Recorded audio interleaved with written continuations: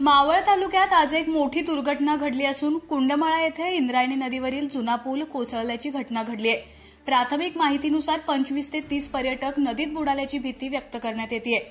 ही घटना तळेगाव दाभाडे शहराच्या लगत असलेल्या प्रसिद्ध पर्यटन स्थळ कुंडमाळा येथे घडली। रविवार असल्याने परिसरात मोठ्या प्रमाणावर पर्यटकांची गर्दी होती। याच गर्दीत काही पर्यटक पुलावर थांबले असताना अचानक पूल कोसळला आणि अनेक जण थेट नदीत पडले।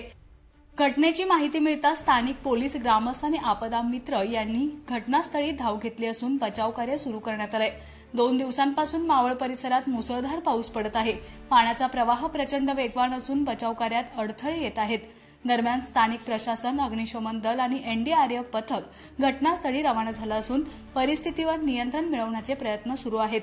घटनेबाबत अजून अधिकृत दुजोरा मिळालेला नसला तरी दुर्घटनेचं गांभीर्य लक्षात घेता प्रशासन सतर्क झालं आहे।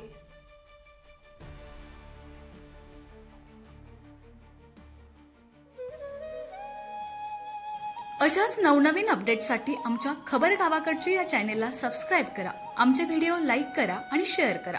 धन्यवाद।